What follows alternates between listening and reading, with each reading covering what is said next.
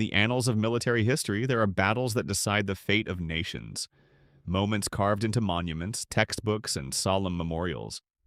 And then there's the Great Emu War of 1932, a battle history remembers for entirely different reasons.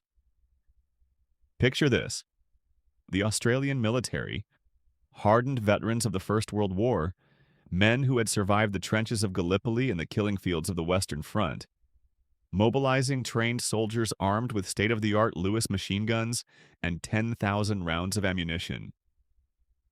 Their mission, on paper, sounded almost noble: repel a massive invading force threatening to overrun the farmland of Western Australia. But the enemy they marched out to face didn't carry rifles.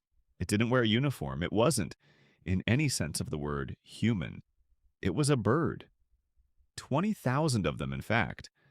Towering, flightless, and completely unbothered by the concept of surrender. What followed is remembered today as one of the most absurd, most humiliating military campaigns in modern history. This is the true story of the day a fully armed national army declared war on nature itself and came home defeated. To understand why an army ended up fighting birds, go back to the desperate years after World War I. To reward returning soldiers, Australia carved up the harsh outback of Western Australia into small plots and handed them out, urging them to build new lives growing wheat. It was a hard sell. Poor soil, brutal heat, and farming skills these men had never learned. Still, they pushed through year after year. Then, in 1929, the Great Depression hit and wheat prices collapsed overnight. These farmers, already stretched to the breaking point, were suddenly staring down total ruin. And just when it seemed nothing else could go wrong, a strange shadow moved across the horizon. It wasn't a storm cloud, it was 20,000 emus. A severe drought had pushed them out of the dry interior, and inland they found something close to paradise. Freshly planted wheat fields, ringed by man-made dams the farmers had built for themselves. Standing nearly 2 meters tall and weighing up to 45 kilograms, a single emu is essentially a feathered bulldozer. They demolished the crops, tore through fences, and let wild rabbits pour in right behind them. Desperate, the ex-soldier farmers skipped the Department of Agriculture entirely and went straight to the Minister of Defense, Sir George Pierce. Their request was blunt. They wanted machine guns. And the minister, sensing a rare chance to be seen rescuing struggling war veterans, agreed almost immediately.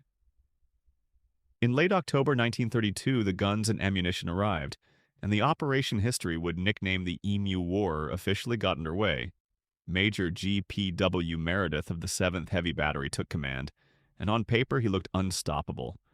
Trained artillery gunners, Lewis guns capable of 500 rounds a minute. What was a flightless bird supposed to do against that? On November 2nd, near the town of Campion, farmers spotted around 50 emus and tried to herd them toward the waiting guns like livestock. But emus do not herd. The instant something felt wrong, they scattered into small clusters and bolted before a single shot could be lined up. 2 days later, a much bigger test arrived.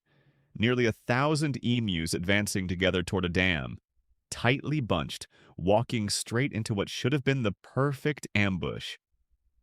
The gunners waited, let the birds close the distance, then opened fire, and almost immediately the gun jammed. Only about a dozen emus went down before the rest vanished into the scrub. It was a pattern that kept repeating. These birds absorbed bullets like they were shrugging off raindrops, their thick feathers and dense fat acting almost like natural armor.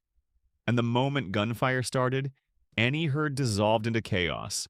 Dozens of targets sprinting off in dozens of directions at speeds reportedly topping 50 kilometers an hour.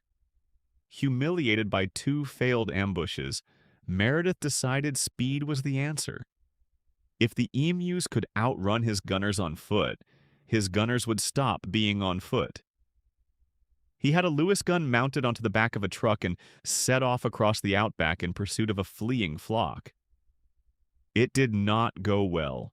The terrain bucked and lurched the truck over every rock and rut, throwing the gunner around so violently that aiming became almost impossible. According to several accounts, the chase ended when a fleeing bird collided with the vehicle itself, knocking it off course and rendering it useless. Legend or not, one thing is clear. The emus won that round without the soldiers firing an effective shot.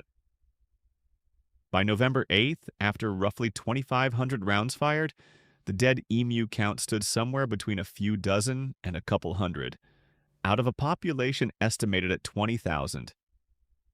It was, by any military standard, an embarrassment. Newspapers mocked the affair nationwide, and inside Parliament, the operation reportedly became a punchline, with one lawmaker joking that if anyone deserved a medal from this war, it was the emus, since they'd won every round so far. Facing public ridicule and a mounting bill, the military withdrew from the field.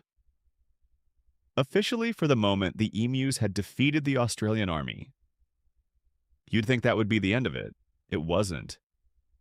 The wheat kept disappearing, the fences kept falling, and the farmers were no better off than before the first shot was fired. So the state pressed Canberra to send the soldiers back, and in mid-November, Meredith's men returned for a second attempt, trading big dramatic ambushes for smaller, quieter operations, and picking their engagements far more carefully. Through early December, results looked better on paper. Meredith's own report claimed nearly 1,000 birds destroyed, with several thousand more said to have died later from their wounds.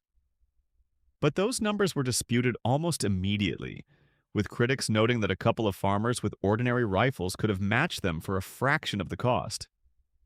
By the time the operation wound down for good, it was hard to call it anything but what it was.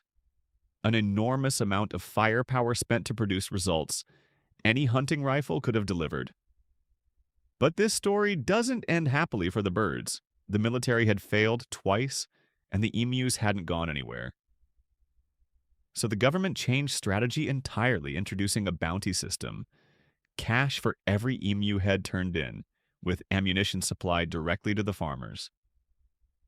The government stopped trying to fight nature with an army and started fighting it with capitalism. It worked terrifyingly well. In the first 6 months after the bounty system launched in 1934, farmers claimed more than 57,000 bounties. No parades, no headlines, no jokes in Parliament, just a slow, methodical solution, far more effective than any machine gun had been. In the end, humans won this war, just not with the weapon anyone expected. The Great Emu War remains one of the strangest, most laugh-out-loud footnotes in modern military history. But underneath the comedy sits a sharper truth about human arrogance. The assumption that any problem, even an ecological one, can be solved by pointing enough firepower at it. 20,000 birds proved otherwise. They proved that nature doesn't line up in formation for a uniform, and it definitely doesn't hold still for a machine gun. If this strange piece of history caught you off guard, hit subscribe, drop a like, and tell us in the comments, what do you think is the single funniest moment of this entire war? See you in the next one.